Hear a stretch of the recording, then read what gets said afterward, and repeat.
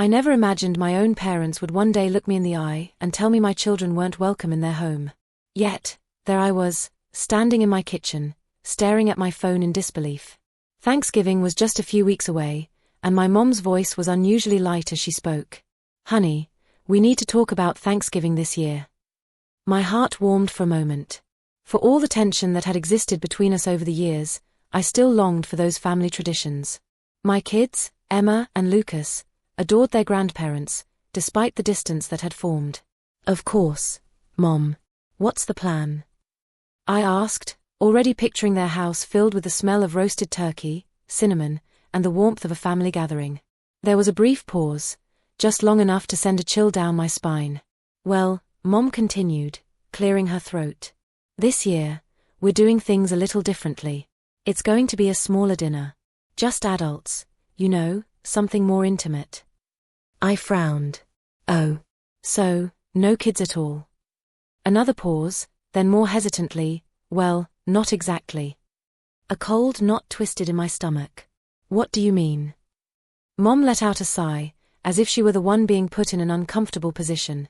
"Ally, we love your kids. We really do. But they're a bit, energetic. And honestly, we just feel like it would be better if you left them with a sitter this year." I gripped the edge of the counter. "So just my kids? What about Daniel's?" Daniel, my older brother. The golden child. The one who could do no wrong in my parents' eyes, even when he did. Mom hesitated. "And that's when I knew. Daniel and Sophie are coming with their boys," she admitted. "But you know how well behaved they are, Ally. They're just quieter, more refined. It's easier to have them at the table." A wave of heat flushed through me. I felt like I had been slapped, like the floor had suddenly been pulled out from under me. "They're just children," I said, my voice tight. "Emma is 7 and Lucas is 4. Of course they have energy. But they're sweet. And they love you." "We're just trying to have a peaceful evening," Mom replied, her tone clipped now, irritated that I wasn't just accepting this. "It's not personal, Ally." "Not personal." I clenched my jaw, swallowing back the sharp words fighting to spill out. It wasn't just about Thanksgiving. It was the way they had always treated my children like an afterthought, while putting Daniel's boys on a pedestal. The way they showed up at their school plays but never came to Emma's dance recital. The way Christmas gifts were always just a little extra for Daniel's kids. And now, they weren't even hiding it. "I can't believe this," I whispered. "You're actually telling me that my kids aren't welcome, but Daniel's are." "Oh, Ally, don't be dramatic," Mom sighed. "It's just one dinner. You and Liam are still invited, of course." I almost laughed at the absurdity. They wanted me there, but not the two people I loved most in this world. I swallowed hard. "No, Mom. If my kids aren't welcome, then neither am I." A long silence stretched between us. Then Mom exhaled sharply, as if I were the one being unreasonable. "Suit yourself." And just like that, she hung up.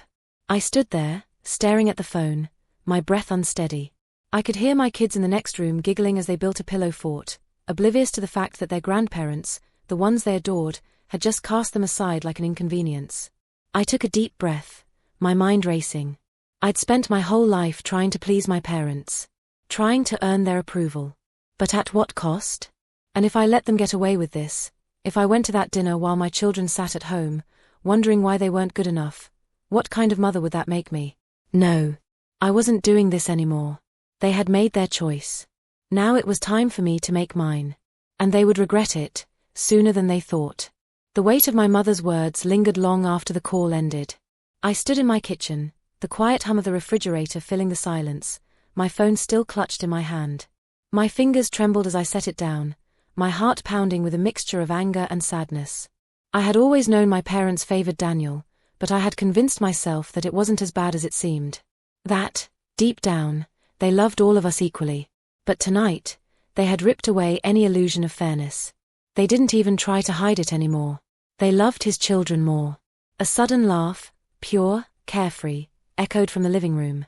I turned to see Emma and Lucas still playing in their pillow fort, completely unaware of the rejection that had just taken place. My chest tightened. They deserved better. I squared my shoulders and walked into the living room, forcing a smile. All right, you two, I said, my voice steadier than I felt. Who's ready for movie night? Lucas immediately perked up. Can we watch the one with the talking dog? I scooped him up into my arms, kissing his soft curls. Of course we can, buddy. But as we curled up on the couch, the anger inside me refused to settle. I had spent years trying to fit into my parents' world, playing by their rules, hoping that if I just did everything right, they would finally see me as equal to Daniel. But it had never been enough. And I was done trying. The next morning, I woke up to a text from my brother, Daniel. Mom said you're being difficult about Thanksgiving. Why do you always have to make everything so dramatic? I stared at the screen, my jaw tightening. Of course she had already run to him. Oh, so she told you she uninvited my kids, but invited yours? The typing bubbles appeared, then stopped. A minute passed before he finally responded. She just wants a calm dinner, ally. You know how your kids can be. A lot. A lot. Like they were a burden. Like they were something to be tolerated, not loved. Something inside me snapped. Enjoy your perfect Thanksgiving, Daniel. I won't be there. I turned off my phone before he could respond. They didn't want me, or my children, at their table? Fine. I wouldn't be part of their world at all. And they were about to find out what that really meant. For years, I had been the reliable one. The one who always helped when they needed something. When my parents needed someone to pick up their groceries, they called me. When their Wi-Fi stopped working, I was the one who drove over to fix it. When they wanted help organizing a family party, I was the one stuck making calls and running errands. And Daniel? He got to be the golden child, doing the bare minimum while reaping all the rewards. But if I wasn't part of their preferred family, then they weren't going to benefit from me anymore. A week before Thanksgiving, my mother called again. I debated ignoring it, but finally answered. Hello? Ally, she said, her tone cautious. I just wanted to check in. I know you were upset, but I really hope you'll reconsider. We would love to have you and Liam there. Not you and the kids. Just you and Liam. I took a deep breath. I meant what I said, Mom. If my kids aren't welcome, neither am I. She sighed heavily, as if I were exhausting her. I just don't understand why you're being so stubborn. It's just one night. You know how much Daniel's boys mean to us. And there it was. The final, painful confirmation that my children, the two little humans I loved more than anything, would never be enough for her. I clenched my jaw. You've made it clear where we stand, Mom. I won't bother you again. Ally, don't be like this. I ended the call before she could finish. And this time, I didn't cry. I started small. When my dad called me that weekend to help him set up his new TV, I let the call go to voicemail. When my mom sent a text asking if I could pick up her prescription, I left it unread. For years, I had been at their beck and call. Always available. Always reliable. But not anymore. And it didn't take long for them to notice. By the time Thanksgiving rolled around, I had missed a total of 12 calls and ignored 6 texts. Then, on the morning of Thanksgiving, I got a message from Daniel. Mom and Dad are really upset that you're ignoring them. Are you seriously going to let this go this far? Me. It already went too far when they told me my kids weren't welcome. This time, he didn't reply. I put my phone on silent and turned my attention to my real family. Emma and Lucas were at the table, helping Liam mix pancake batter. They were covered in flour, laughing hysterically. This was our Thanksgiving.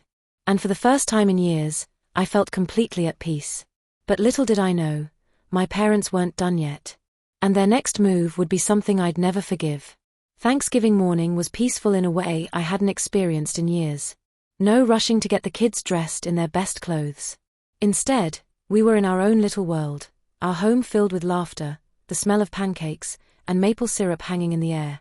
Emma and Lucas took turns stirring the batter while Liam flipped the pancakes with exaggerated skill, making them giggle every time he almost dropped one. And for the first time in a long time, I felt free. Then my phone rang. I glanced at the screen. Mom. I let it go to voicemail. A minute later, it rang again. And then again. Liam shot me a concerned look. Want me to turn it off? I hesitated, then shook my head. No. If it's an emergency, I should at least know. I swiped to answer, keeping my voice flat. What is it, Mom? Oh, now you pick up, she huffed. I suppose you're just sitting at home feeling sorry for yourself while we're all here having a lovely dinner. I sighed. Mom, if you called to gloat, I really don't have time. That's not why I called. Her voice turned sharp. I need to ask you something. I pinched the bridge of my nose. What now? Did you cancel the credit card? The room suddenly felt very still.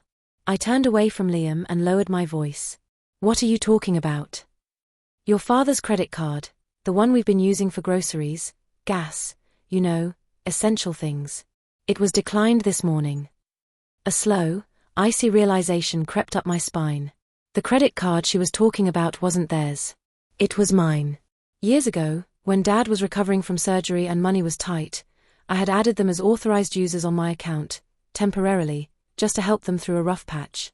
I had meant to remove them when they got back on their feet. But life got busy, and I had forgotten. And they had never reminded me. I clenched my jaw. You mean my credit card? A pause. Then Mom scoffed. Oh, don't be so dramatic, Ally. It's just a card. You make good money, and we figured. You figured what? My voice was shaking now. That you'd just keep using my money? That I wouldn't notice? Oh, don't act like this is some big betrayal. We raised you. The least you could do is support us now. I inhaled sharply. Are you serious? After telling me my kids weren't good enough to come to Thanksgiving, you still expected me to keep paying for your groceries? Are you even hearing yourself? Mom let out a long, dramatic sigh. You know what, Ally? This is exactly why we don't like having difficult conversations with you. You always overreact. Overreact. I was done. You're right about one thing, I said, my voice dangerously calm. I did cancel the card. And since we're having honest conversations now, let me make something very clear. You won't see another cent from me. Ever. Mom gasped, as if I had slapped her. Ally, don't be ridiculous. I cut her off. And while we're at it, don't expect Christmas gifts, birthday gifts, or anything else either. You made your choice when you told me my kids weren't welcome. And now I'm making mine. Silence. Then, in a voice colder than I'd ever heard from her, she said, You'll regret this. And then she hung up. For a moment, I just stood there, gripping the phone so tightly my fingers ached. Then, slowly, I turned back toward the kitchen. Liam was watching me carefully. Everything okay? I forced a small smile. Yeah, I said, voice steadier than I felt. Just taking out the trash. He didn't ask any more questions. We spent the rest of the day in our Thanksgiving, watching movies, baking cookies, playing board games. And for the first time in years, there was no underlying stress. No need to walk on eggshells. No pressure to be someone I wasn't. But as peaceful as it was, something told me this wasn't over. And I was right.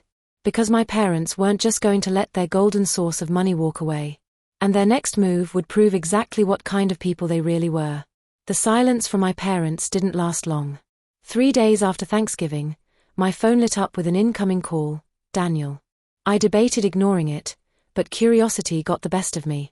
I exhaled sharply and answered. What do you want? What the hell, Ally, he snapped, skipping any pleasantries. Mom just called me in tears, saying you cut them off. What is wrong with you? I closed my eyes, pinching the bridge of my nose. Did she also tell you that they've been using my credit card for years without my knowledge? A pause. Well, she said you were helping them out. Helping them out. I let out a humorless laugh. Daniel, they've racked up thousands of dollars on my account without asking, while treating my kids like garbage. But sure, let's act like I'm the bad guy here. He sighed, clearly trying to control his frustration. Look, I get that you're mad, but cutting them off completely? That's extreme. You mean the way they completely excluded my children from Thanksgiving? I shot back. They just wanted a peaceful evening, Ally. Mom said your kids can be a little wild. My grip on the phone tightened. Oh, I see. So they can use my money, but my kids aren't good enough for their table. Got it. He groaned. You're twisting this. No, Daniel. I'm finally seeing it for what it is. There was a long pause. Then his voice turned calculating. Look, maybe we can work something out. What if you just kept helping them, but set limits? Like a smaller monthly transfer. That way no one has to suffer over a misunderstanding. A cold laugh bubbled up in my throat. Let me get this straight. You want me to keep sending them money after they literally told me they love your kids more than mine? They didn't mean it like that, he grumbled. They said it, Daniel. He had no response for that. After a moment, his voice turned stiff. Fine. If you want to be selfish, that's on you. But don't expect Mom and Dad to forgive you anytime soon. I smirked, shaking my head. I'll survive. Then, before he could argue, I hung up. For the next few weeks, my parents played the silent treatment game. No calls. No texts. I figured they were hoping I'd cave, come crawling back, begging for their approval like I always had. But what they didn't realize was that, for the first time in my life, I didn't need it anymore. And just when I thought they'd finally given up, they pulled one last, desperate stunt. It was the week before Christmas when the letter arrived. Liam found it in the mailbox, his brow furrowing as he read the sender's name. It's from your parents. I stiffened. Oh great. Let me guess, guilt, manipulation, or straight-up gaslighting. He smirked. Why don't we find out? I took the envelope, my stomach twisting as I tore it open. Inside was a formal legal document. My breath caught as I read the words. They were demanding reimbursement for years of emotional and financial support. I let out a disbelieving laugh. You've got to be kidding me. Liam took the letter, scanning it quickly. They're saying you owe them, for raising you. And for all the financial sacrifices they made for your well-being. He looked up, jaw tightening. Are they actually trying to bill you, for your own childhood? Apparently, they were. They had even included itemized costs, things like food, clothes, school supplies, medical expenses from when I was a child. And at the bottom of the page, a final sum. $785.42. I blinked. They seriously think I'm going to give them nearly 80 grand? Liam scoffed. They must be desperate. I exhaled slowly, anger burning through me. This wasn't about money, this was control. A final, desperate attempt to pull me back into their grip. I looked at Liam, my mind already made up. I think it's time I pay them a little visit. The next day, I drove to my parents' house, gripping the letter in my hands. I knocked, and when Mom opened the door, her face immediately hardened. Oh, so now you show up. I didn't rise to the bait. I held up the letter. You seriously thought this would work? She folded her arms. It's what's fair. I let out a sharp laugh. Fair? You want to charge me for being your child while expecting free money from me for the rest of your lives? Dad appeared in the doorway, his expression smug. We sacrificed a lot for you, ally. And now you're abandoning us. I stared at them, shaking my head. No, Dad. You abandoned me, when you made it clear that my kids weren't good enough. When you lied and stole from me. When you put a price tag on my worth. Mom's lips pressed into a thin line. If you don't want to pay, then I guess we'll have to involve lawyers. I met her gaze, unfazed. Go ahead. She blinked. What? I crossed my arms. Take me to court. Try to explain to a judge why you're suing your own daughter for expenses from 20 years ago. See how that goes. Silence. For the first time, they looked unsure. Dad cleared his throat. We just thought you'd want to make things right. I laughed. Oh, I'm making things right. Right now. I ripped the letter in half, watching their eyes widen. I am done being your personal ATM. Mom gasped. You ungrateful little. I turned on my heel. Merry Christmas, I called over my shoulder, striding back to my car. And for the first time in my life, I felt lighter. As I drove away, I realized something. They weren't upset about the money. They were upset because, for the first time ever, I had all the power. And I wasn't giving it back. I thought that after ripping up their ridiculous demand for money, my parents would finally back off. That maybe, just maybe, they would sit in the wreckage of their own arrogance and realize they had pushed me too far. But people like them? They don't change. They just escalate. It started small. A text from Mom 2 days before Christmas. Mom. Ally, this is ridiculous. We're family. You don't turn your back on family over silly argument. I ignored it. The next day, another message. Mom. We forgive you. Come to Christmas dinner and we'll forget this ever happened. I almost laughed. They forgive me? Then, a few hours later, one from Daniel. Daniel. They're really hurting, Ally. Just apologize so we can move on. I rolled my eyes. Of course, in his world, I was the one who had done something wrong. I typed out a response. Me. Funny. They weren't hurting when they were stealing from me or when they told me my kids weren't welcome. I think they'll survive. I hit send and blocked his number. Then Christmas Eve arrived. Liam and I had just put the finishing touches on the tree, and Emma and Lucas were in their pajamas, dancing around the living room, too excited to sleep. It was perfect. And then the doorbell rang. Liam and I exchanged a look. No way, he muttered. I walked to the door and peered through the peephole. Sure enough, Mom and Dad. I considered ignoring them.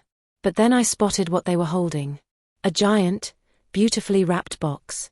I sighed and opened the door. What do you want? Mom's face lit up with forced cheerfulness. Merry Christmas, sweetheart. Dad held out the gift for the kids. I folded my arms. No thanks. Mom's smile wavered. Ally, don't be stubborn.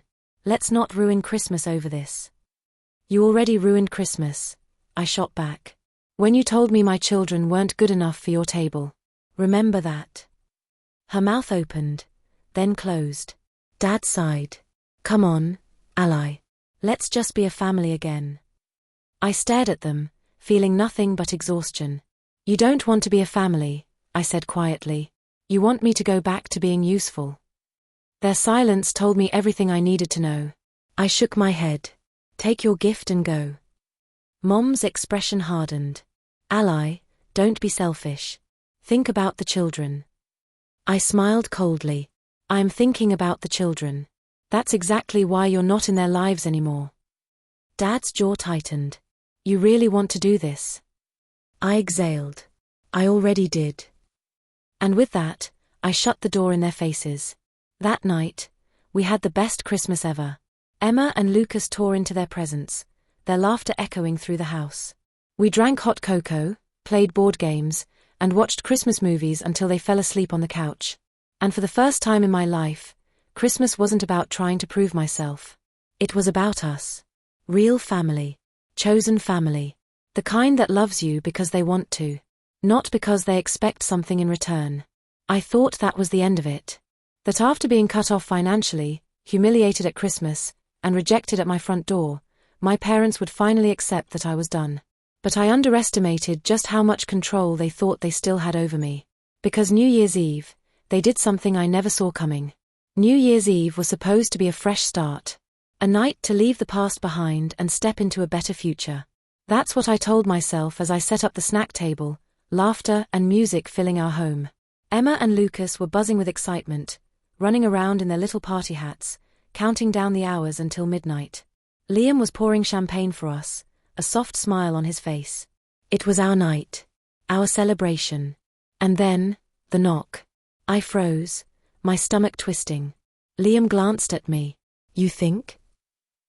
I already knew. I walked to the door, took a deep breath, and opened it.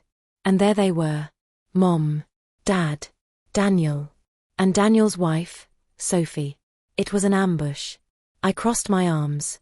What do you want? Mom smiled, but it was the same forced, sugary tone she always used when she wanted something. We just want to talk. No thanks, I said flatly. Dad sighed. Ally, enough. You've made your point. Now let's fix this before things go too far. I narrowed my eyes. Too far? What does that even mean? Mom exchanged a look with Daniel. We just don't want this to affect the kids. Something about her tone made my skin crawl. What are you talking about? Daniel stepped forward, arms crossed over his chest like he was the one who had been wronged. Mom and Dad have been talking to a lawyer. A cold wave of dread rolled through me. A lawyer? I repeated slowly. Mom nodded, her eyes gleaming with false sympathy. We're just worried, Ally. You've cut your children off from their real family over silly misunderstanding. That's not fair to them. I felt my pulse pound. What are you trying to say? Dad cleared his throat. We've been looking into grandparents' rights. For a moment, all I could hear was the blood rushing in my ears. Then, I laughed. It wasn't a small chuckle. It was loud, unhinged, sharp. They thought they could legally force their way back into my life, into my kids' lives. Daniel's face twisted. What's so funny? I wiped my eyes. Oh, you're serious. You think any judge is going to look at the situation and side with you? Mom's lips pressed together. We've done nothing wrong. Nothing wrong. I repeated, stepping forward. You stole from me. You treated my kids like second-class citizens. And now, because I finally cut you off, you think you can bully your way back in. Dad's face darkened. You don't want to do this, Ally. I met his glare with a smile. Oh, but I do. I pulled out my phone and held it up. I want you to think real carefully about what you're about to do, I said, my voice cold. Because I've got every text, every voicemail, every demand for money. And I promise you, if you try this, I will bury you. Sophie gasped. Ally, come on. No, I snapped, eyes locked on my parents. You have no case. You know it. I know it. And if you keep pushing me, I will make sure that everyone you know sees exactly who you really are. A beat of silence. Then Mom's face twisted in anger. You're being unreasonable. I smiled. No, Mom. I'm finally being smart. I stepped back into my house and grabbed the door. Happy New Year, I said sweetly. Then I slammed the door in their faces. They never went through with their pathetic legal threat. In the weeks that followed, I didn't hear from them. Not a text. Not a call. Nothing. And for the first time in my life, it felt like freedom. The weight of their expectations, gone. Months later, on a sunny spring afternoon, I was sitting on the porch watching Emma and Lucas chase bubbles in the yard. Liam handed me a lemonade and sat beside me. It's been quiet. I nodded. Yeah, feels good. He smirked. Think they'll ever try again? I sipped my drink, watching my kids giggle as they popped the bubbles. Doesn't matter. Because I had already won. I had my kids. My real family. And I'd never let anyone make them feel unwanted again.